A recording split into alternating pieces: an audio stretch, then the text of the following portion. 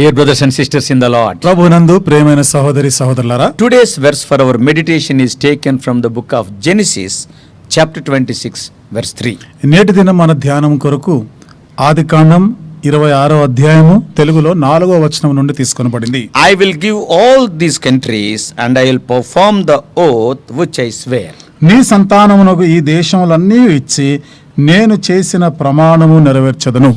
The patriarch and the man of God Abraham died in Genesis 25th chapter. మన పితరును దైవజనుడైనటువంటి అబ్రహాము 26వ అధ్యాయంలో ఆయన మృతి పొందుతాడు. And now God visits Isaac as he was going over to the land of Philistines. ఇప్పుడు దేవుడు మరి ఇస్సాకు ఆ ఫిలిస్తీన్ల దేశానికి వెళ్తూ ఉండగా ఇస్సాకుతో చేస్తున్న వాగ్దానం. And God comes to him and visits and reiterates to Isaac the promise he made with Abraham. దేవుడు ఇస్సాకును దర్శించి తన తండ్రి అయిన అబ్రహాముతో చేసిన ఆ వాగ్దానపు వాటిలో మరలా ఇస్సాకును జ్ఞాపకం చేస్తూ నేను నెరవేరుస్తానంటాడు. Isaac was in Gerar when God spoke to him. దేవుడు ఇస్సాకుతో మాట్లాడినప్పుడు ఇస్సాకు గెరారులో ఉన్నాడు. I think this was the first revelation of God to Isaac. మరి నేను అనుకుంటున్నాను ఇది ఇస్సాకుకి కలిగిన దేవుని ప్రత్యక్షత ఇది మొదటిసారి. Note that this famine came again nearly after 80 to 100 years after the famine of Abraham's days. ఈ కరువు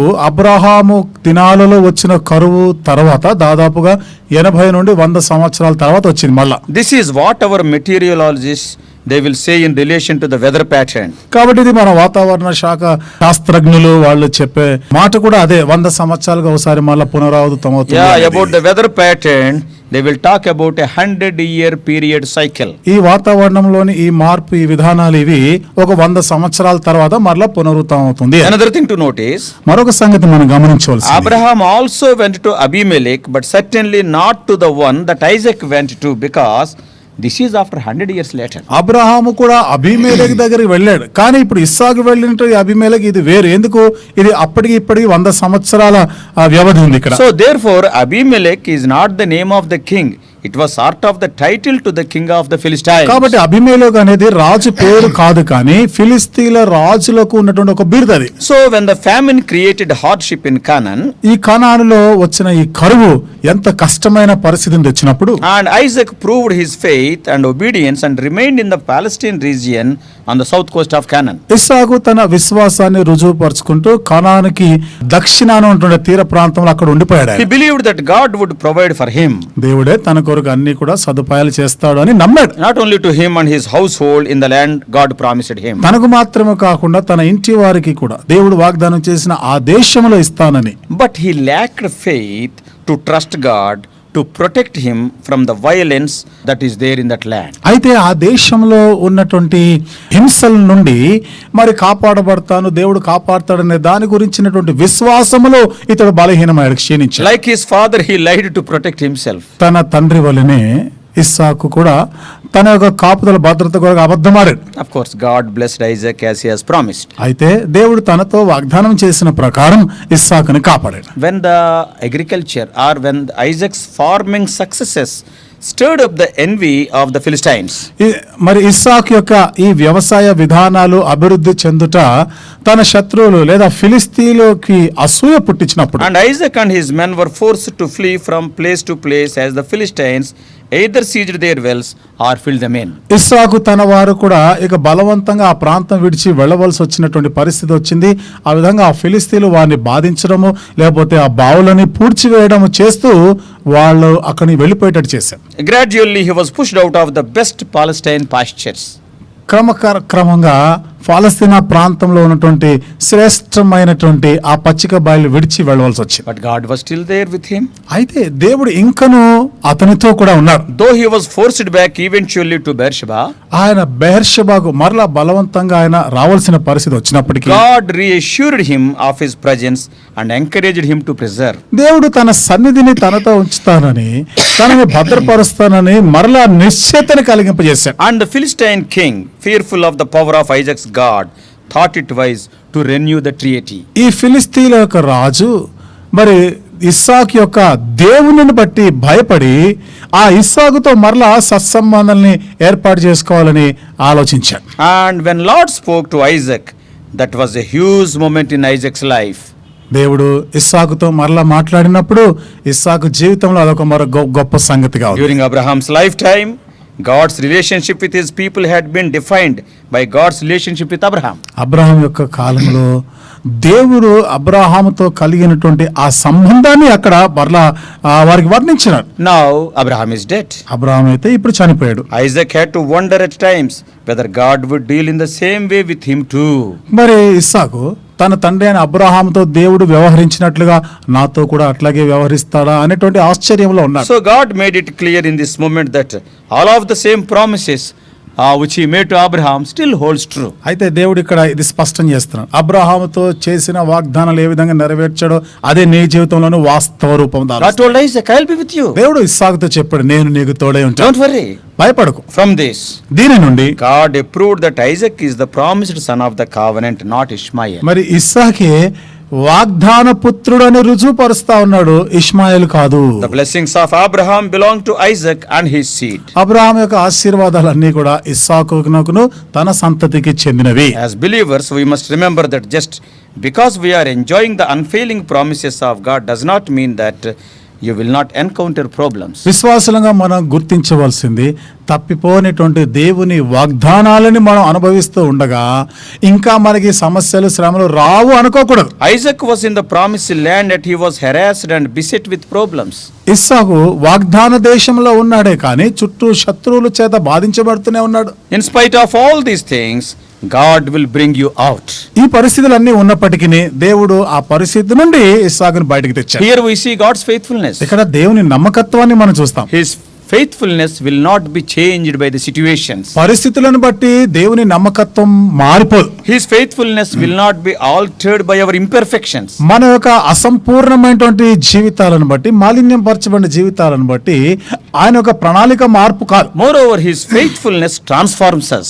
ఇంకా చెప్పాలంటే తన నమ్మకత్వము మనల్ని మారుస్తుంది. So, dear brothers and sisters, కాబట్టి ప్రియమైన సోదరి సోదరులు, we can trust God for the direction of our life. మన జీవితంలోని నడిపింపు దిశ కొరకై దేవుని యందు నమ్మిక ఉంచవచ్చు. Not only the direction, but for the protection of our life, we can trust him. మన దిశను మాత్రమే కాకుండా మన జీవితంలో కాపుదల భద్రత కొరకు కూడా దేవుని మనం నమ్మవచ్చు. Our sojourning is not only physical, it is spiritual also. మన ఒక యాత్ర ప్రయాణం అనేది భౌతిక సంబంధమైనది మాత్రమే కాదు, ఆత్మ సంబంధమైనటువంటి యాత్ర So, కూడా. from the lives of Abraham and Isaac, we can see some similarities. కాబట్టి అబ్రహాము ఇస్సాకు జీవితాల్లో కొన్ని సరిపోలికలు మనం చూస్తాం. What are they? ఏమిటి అవి? Both Abraham and Isaac received the God's promise of blessing. Abraham ఇస్సాకులు ఇద్దరు కూడా దేవుడు నిన్ను ఆశీర్వదిస్తాను అనే వాగ్దానాలు పొందినవారు. Yeah, 7 things I want to tell. 7 సంగతులు నేను మీతో చెప్పాలి. Secondly, రెండవది, both were impacted by famine. వారిద్దరి జీవితంలోనూ కరువును ఎదుర్కొన్నారు. And thirdly, మూడవది, both had wives who were described as beautiful. ఇద్దరికి కూడా ఈ భార్యలు అందమైన వారుగా And అభివర్ణించబడ్డారు. fourthly, 4, both lied to the king of Gerar about their wives. వీరిద్దరు కూడా గెరారు రాజుతో భార్యల గురించి అబద్ధమాడారు. And fifthly, 5వది, both prospered in the land. వీరిద్దరు ఆ దేశంలో వర్ధిల్లారు. And sixthly, 6వది, both had disputes with Abimelech over the wells dug. ఇద్దరు కూడా ఆ బావును మరలా తవ్వే విషయంలో అబీమెలెకుతో వివాదం వచ్చింది. And seventhly, 7వది, both built altars to worship the Lord. వీరిద్దరు కూడా దేవుని ఆరాధించడానికి వరకు బలిపీఠం కట్టారు. Not only 7, I am remembering another 3 also. 7 విషయాలు మాత్రం కాకుండా మరొక 3 విషయాలు గుర్తొస్తున్నాయి. Eighthly, 8వది, both entered into a covenant with the king of Gerar. వీరిద్దరు కూడా గెరారు రాజుతో నిబంధన చేసుకున్నారు. And ninthly, 9వది, for both, remember, the second son was the child of promise. వారిద్దరి విషయంలో కూడా వారికి ఇవ్వబడిన రెండవ కుమారుడే వాగ్దాన పుత్రులుగా In ఉన్నారు. the case of Abraham, Abraham విషయంలో Isaac was the second son. ఇస్సాకు రెండవ In the కుమారుడు. case of Isaac, Jacob was the second son. ఇస్సాకు విషయంలో యాకోబు రెండవ కుమారుడు. And tenthly, 10వది, for both, their firstborn son married outside their family. వారిద్దరి విషయంలో కూడా జ్యేష్ఠులు మొదట పుట్టిన వారు వారి కుటుంబం వెలుపల వారిని అన్యులని వివాహం చేసుకున్నారు. Ishmael and Esau. Ishmael ఏశావులు There కూడా. are 10 similarities I told between Abraham and Isaac for your further meditation throughout the day. కాబట్టి అబ్రహాము ఇస్సాకుల మధ్య ఉన్నటువంటి కనీసం ఒక 10 సరిపోలికలు ఈ దినమంతా కూడా ఇంకా ఎక్కువగా మీరు ధ్యానించడానికి నేను చెప్పాను. So before I close, నేను ముగించే ముందు let me remind you that our God is a promise making and promise keeping మన God. దేవుడు వాగ్దానం చేసే దేవుడు, వాగ్దానం నెరవేర్చే దేవుడు అని మీకు జ్ఞాపకం చేస్తున్నా. Those of you who are associated with Brother Vatsing, మరి సోదరుడు భగత్ సింగ్ గారితో సహవాసం కలిగి ఉన్నవారు You may be remembering. మీకు గుర్తుండవచ్చు. In almost every prayer of his, in the beginning of his prayer, he used to mention this, Lord, you are a promise making and promise keeping ఆ God. దైవజనుడు చేసిన ప్రార్థనలన్నిటిలో కూడా బహుశా మీరు గమనించే ఉంటారు, ఆరంభంలో ఈ మాటలు ఖచ్చితంగా పలికేవాడు, దేవా నీవు వాగ్దానం చేసే దేవుడు, వాగ్దానం నెరవేర్చే దేవుడు అని. That was his personal experience, and it is the experience of many people of God in the Old Testament and in the New Testament and even in the 21st century. ఇది ఆయన ఒక వ్యక్తిగతమైనటువంటి అనుభవము, అలాగే దేవుని ప్రజల జీవితాల్లో పాత నిబంధనలో క్రొత్త నిబంధనలో ఈ తరంలో ఉన్న మన జీవితాల్లో కూడా ఇది అనుభవమే. Man's failures cannot alter the plans and purposes of God. మానవుని పతనాలు దేవుని ప్రణాళిక ఉద్దేశాలని మార్చజాలం. So let us catch hold of the promises of God and go forward in our Christian life. కాబట్టి దేవుని వాగ్దానాలు చేపట్టి క్రైస్తవ జీవిత యాత్రలో ముందుకు కొనసాగిపోదాముగా. And also let us be careful about the pull of Egypt, which symbolizes the world. మరి లోకానికి సూచనగా ఉంటుంది ఈ ఐగుప్తు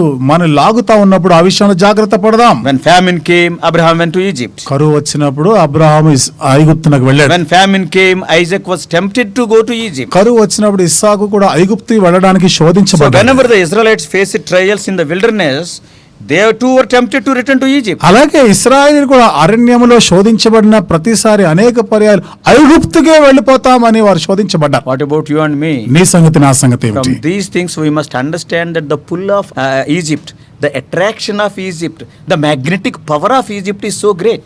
ఈ విషయాల నుండి మనం గ్రహించవలసింది ఐగుప్తు యొక్క శక్తి అనగా మనల్ని వెనక్కి లాగేటువంటి దాని శక్తి అది ఎంతో బలమైనది, ఎంతో ఆకర్షణీయమైనది, అయస్కాంతం లాంటి బలం. ఆ విషయంలో మనము జాగ్రత్త Let పడాలి, us be very careful. జాగ్రత్తగా ఉందాం. Let us learn lessons from the failures of other people. ఇతరుల పతనాల నుండి పొరపాట్ల నుండి మనం పాఠాలు నేర్చుకుందాం. May God help us. దేవుడు మనకి సహాయం చేయనుగాక.